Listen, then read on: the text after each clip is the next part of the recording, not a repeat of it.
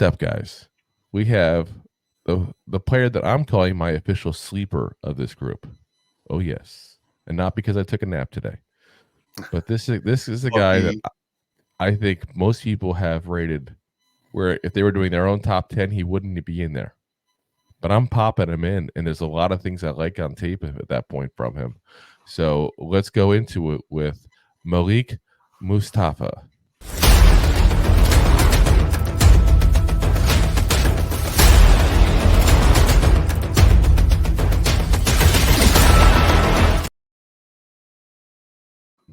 Did you do Mufasa? I said Mustafa. No, Mustafa, not Mustafa. Yeah. Mustafa. Yeah, I'm not saying Mufasa. I'm saying Mustafa.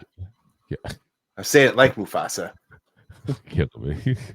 Anyway, out of Wake Forest there, 5'11", 207 pounds there. In 2022, 10 games, 58 tackles, 8 tackles for loss, 3.5 sacks, 3 passes defended, 2 forced fumbles.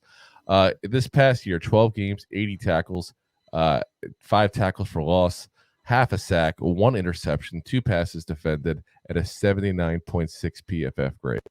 This is a guy that a lot of people are guessing is going to go around the 5th round, guys. I've heard a lot of that. And this is part of the reason I wanted to bring this guy to our attention specifically. Because like I said, I need a safety. This guy looked damn good in college. I like the tape. I like what I saw at that point. As long as you are giving him the proper position. There are some limitations he has, which we'll go over in a minute there. But if you can get a guy like this in the 5th round that could potentially start, I think he honestly has that ability to potentially start. I think he's that good. As far as his snaps by position, 27 at the line, 144 at the slot, 9 at corner, 327 at the box, 163 as a deep. And I think the box is really where his home should be. He's got really good instincts. He's a good tackler. He's got a high motor. This is that guy that just runs out there and energizes all over the field there. And he blitzes. Like I said, he didn't have that much there in 23. They kind of cut it down a little bit there and how often they were going to blitz him. But they blitzed him quite often at the prior year in 22, and he got 3.5 sacks out of it for his work there. That's a good sack number there out of a safety. As far as the cons, range due to athleticism, and that's why I don't think deep is a good spot to put him. This guy is not the fastest on the field. This is, there's typically most people get put into 2 different categories. You get put in the category of this is a guy who really tries hard, is a smart football IQ guy, and you go, this is a guy who's just naturally gifted. He's the first part. Yeah. He's not the latter. He's the guy who tries his butt off at that point and just has high football IQ. Yeah, what I liked about him, like when he got in the box, like he understood where the ball was going. He understood the angles, and if it was going to get caught, like how to get there the fastest, because he wasn't the fastest. Like he really knew how to knew how to utilize the field position he was at, and again the best position out of it. Yeah, he uses intelligence in football to go ahead and kind of make up for some of the lack of athleticism. Yeah.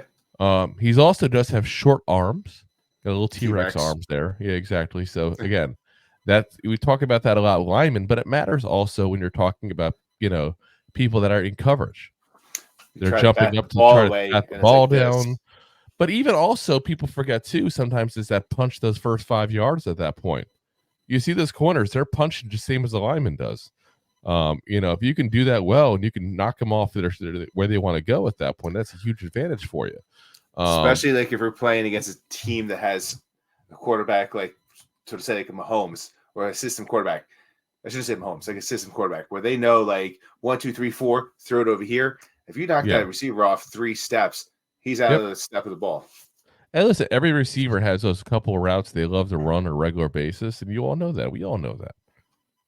But part of what makes them good at it is because of the fact that it's hard to knock them off their route.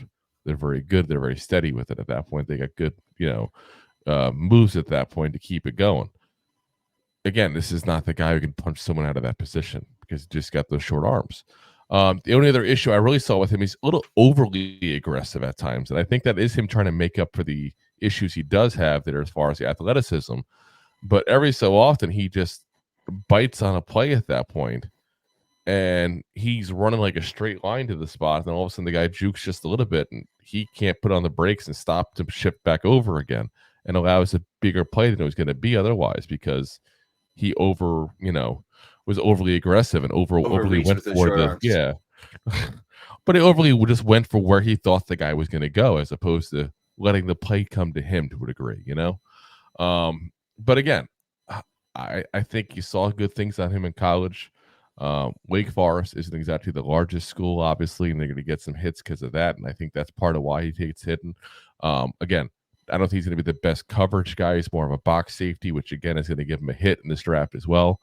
But I think there's a place for a guy like Mustapha in the NFL, and I think it's going to be more of a box safety kind of guy at that point. And I think it's going to be a good player. I really do. I think this is going to be a guy that you look at later on a couple years ago. Why did he get drafted so low? Yeah, whatever team that picks up Malik got him at a steal because he got him in the 5th round when he could have been a 3rd round pick. Exactly.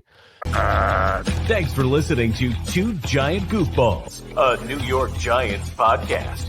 We appreciate your support. Thanks so much.